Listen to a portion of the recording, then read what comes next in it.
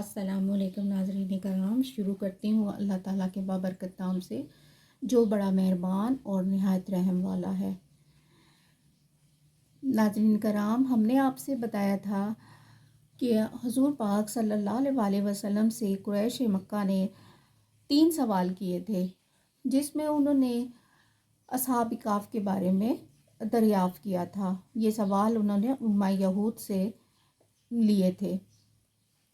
اصحاب کہف کا قصہ قرآن پاک میں تفصیل سے بیان کیا گیا ہے۔ بیان ہوتا ہے کہ ایک ملک کا بادشاہ تھا۔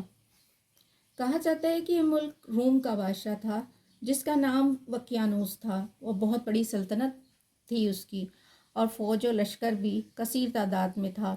ایک روز اس کے قاصد نے اطلاع دی کہ فلاں ملک کا بادشاہ آپ سے لڑنے کے لیے تیار ہے۔ تو وہ غصے میں آیا اور اس بادشاہ کے مقابلے میں جنگ میں کود پڑا، یہاں تک کہ وہ دوسرا جو بادشاہ جس نے حملہ کیا تھا وہ وقیانوس کے ہاتھوں مارا گیا، اور اس کے جتنے بیٹے تھے وہ گرفتار ہو گئے۔ اس بادشاہ کے 6 بیٹے تھے، بعض مورخ کہتے ہیں کہ 5 بیٹے تھے۔ وقیانوس نے انہیں خدمت خاص میں رکھا اور سب کو مختلف عہدے دیے۔ یہ ملعون خدائی دعویٰ بھی کرتا تھا۔ اور اصحاب کہف، ایک روز ایک شہزادے نے کوئی حکم بجا لانے میں غلطی کی، تو اس نے سب شہزادوں کو 100 درے مارے۔ وہ بہت پریشان ہوئے اور آپس میں انہوں نے طے کیا کہ کیوں نہ ہم اس سے خلاصی پائیں اور خدا کی عبادت کریں۔ اس مقصد کے لیے انہوں نے آپس میں مشورہ کیا، اور پھر اس سلسلے میں انہوں نے ایک تدبیر سوچی۔ بادشاہ چوگان کھیلنے کا عادی تھا، وہ اس سلسلے میں ان سے بھی چوگان کھلایا کرتا تھا۔ انہوں نے طے کیا کہ جب ہم چوگان کھیلیں گے تو ہم چوگان کھیلتے ہوئے میدان سے باہر نکل جائیں گے۔ پھر ایسا ہی ہوا، انہوں نے چوگان بہت خوبصورتی سے کھیلا، یہاں تک کہ بادشاہ بہت خوش ہوا، اور وہ رات ہونے پر اپنے محل چلا گیا، اور تمام شہزادے وہاں سے نکل کھڑے ہوئے، اور انہوں نے باہر کی راہ لی۔ وہ شہزادے تمام کھیلتے کھیلتے دور نکل گئے، اور فرصت پا کر خدا کو یاد کر کے وہاں سے نکل کھڑے ہوئے۔ جب صبح ہوئی تو انہوں نے گھوڑے چھوڑ دیے اور دوسرے شہر کے کنارے جا پہنچے۔ وہاں پہ کچھ بکری چرانے والے لوگ موجود تھے، ان سے ملاقات ہوئی۔ وہ کہنے لگے، اے عزیزو، آپ لوگ کہاں جاتے ہو؟ انہوں نے کہا کہ ہم خدا کی تلاش میں جاتے ہیں۔ تو انہوں نے کہا کہ وہ کیسا ہے جسے تم چاہتے ہو؟ وہ بولے، وہ تو خدا زمین و آسمان، جو کچھ اس کے درمیان ہے، سب کا مالک ہے، وہ تمام کائنات کا مالک ہے۔ وہ لوگ بہت خوش ہوئے، آپس میں کہنے لگے کہ یہ لوگ تو بہت سچ کہتے ہیں، اور وہ بھی پاسبانی چھوڑ کے اور ان شہزادوں کے ساتھ ہو لیے۔ ان کے ساتھ ایک کتا بھی تھا۔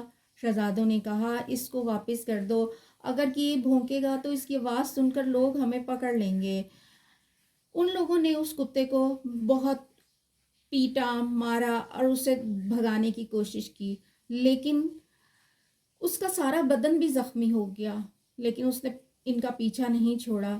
آخر اللہ تعالیٰ نے اسے قوت گویائی عطا کی۔ اس نے کہا، اے لوگو، مجھے مت مارو، تم جس کے بندے ہو میں بھی اس کا فرما بردار ہوں، اور تم جس کی یاد کو تلاش کو جاتے ہو میں بھی اسی کو چاہتا ہوں، لہٰذا مجھ کو بھی اپنے ہمراہ لے چلو۔ بس اس کتے کی باتیں سن کے اصحاب کہف کو ترس آ گیا، اور انہوں نے اسے اپنے ہمراہ لے لیا۔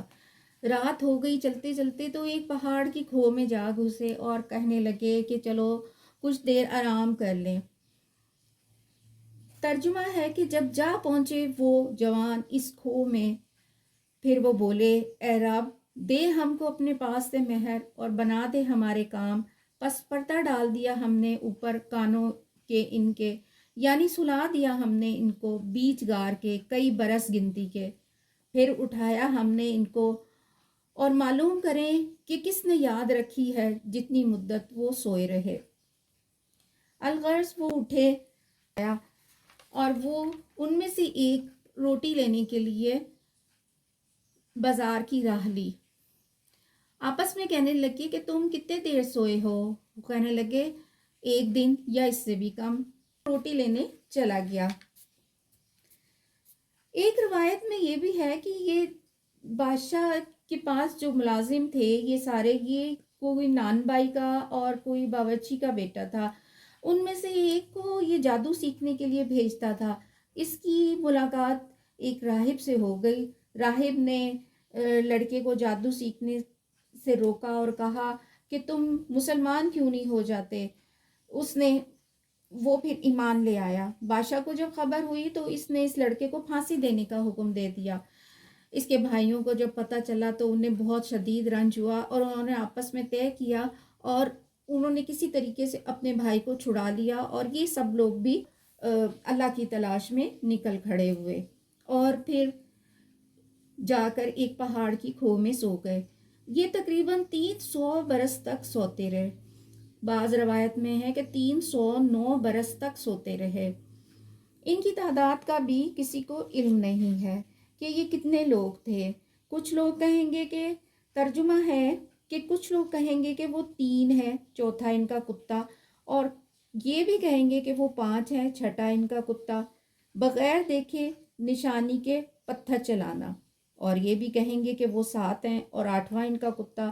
تو کہے کہ پروردگار میرا خوب جانتا ہے کتنے آدمی ہیں ان کے، ہیں کچھ صحیح خبر ان کی نہیں رکھتے لوگ مگر تھوڑے لوگ۔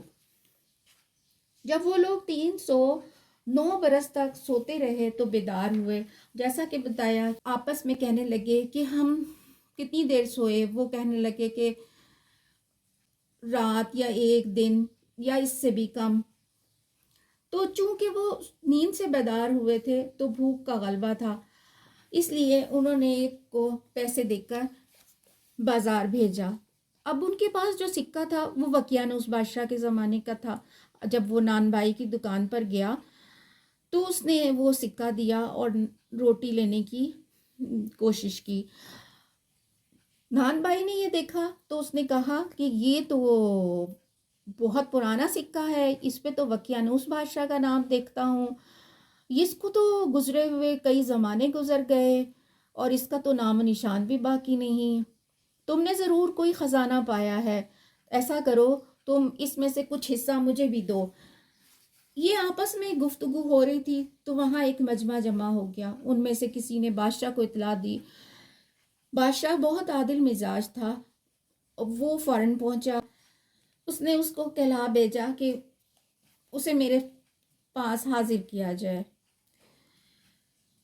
غار والے نے تمام قصہ سنایا ہے کہ ہاشا کے ظلم سے بھاگ کر ہم کھو میں چلے گئے اور سوتے رہے، اور اب ہم بھوک سے نڈھال ہیں تو اس لیے میں روٹی لینے نکلا ہوں۔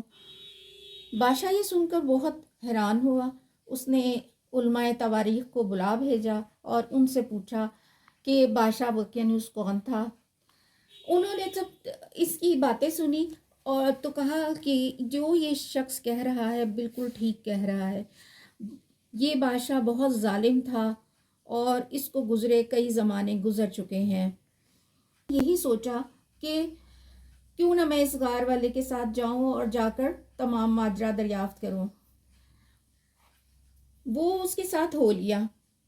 جب غار کے قریب پہنچے تو غار والے نے کہا کہ نہیں، آپ جو ہیں وہ یہیں ٹھہریں، میرے دوست دیکھیں گے تو وہ ڈر جائیں گے، اس لیے میں خود ہی جاتا ہوں، اور وہ غار میں چلا گیا۔ غار میں جا کر اس نے اپنے لوگوں سے تمام حال بیان کیا۔ جب انہوں نے یہ سب سنا تو وہ کہنے لگے نہیں نہیں، اب ہمیں کھانے پینے کی کوئی حاجت نہیں ہے، ہمیں دنیا سے کوئی غرض نہیں ہے، ہم کو تو اپنے خدا ہی سے کام ہے۔ یہ کہہ کر وہ لوگ پھر سو گئے، اور کہا جاتا ہے کہ وہ اب تک سو رہے ہیں اور قیامت تک سوتے رہیں گے۔ بادشاہ وہاں انتظار کرتا رہا۔ جب بہت دیر گزر گئی اور وہ واپس نہ آیا تو وہ چلا گیا اور اس نے پاس بستی کے ایک عبادت گاہ بنا دی۔ روایت ہے کہ اصحاب کہف کے لیے حق تعالیٰ نے فرشتے مقرر کیے ہوئے جو ان کو پہلو بہ پہلو سلاتے ہیں اور کروٹیں دلاتے ہیں اور بہشت کے پنکھے سے ہوا کرتے ہیں۔ ترجمہ ہے کہ اور تو دیکھے دھوپ جب نکلتی ہے بچ کے نکلتی ہے ان کے کھو سے داہنے کو، اور جب ڈوبتی ہے کترا جاتی ہے ان کے بائیں کو، تاکہ اثر گرمی اور سردی کا ان پر نہ پڑے۔ وہ لوگ سب ایک میدان میں سو رہے ہیں۔ ان حق تعالیٰ نے اس جگہ پر بہت دہشت رکھی ہے تاکہ لوگ اس جگہ کا تماشا نہ بنائیں۔ کہا جاتا ہے کہ ان کی آنکھیں کھلی ہیں تاکہ دیکھنے والا یہ سمجھے کہ وہ جاگتے ہیں۔ کہا جاتا ہے کہ کتا بھی ان کے ساتھ ہی موجود ہے، اور یہ بھی روایت ہے کہ یہ حضرت عیسیٰ علیہ السلام کے زمانے سے پہلے واقعہ رونما ہوا تھا، لیکن اللہ تعالیٰ فرماتے ہیں کہ ان کا دین و مذہب اللہ کے سوا کسی کو معلوم نہیں۔ ناظرین کرام، آپ کو یہ واقعہ سنایا گیا، انشاءاللہ تعالیٰ پھر آپ سے ملاقات ہوگی۔ اس وقت تک کے لیے اجازت چاہتی ہوں، اللہ حافظ۔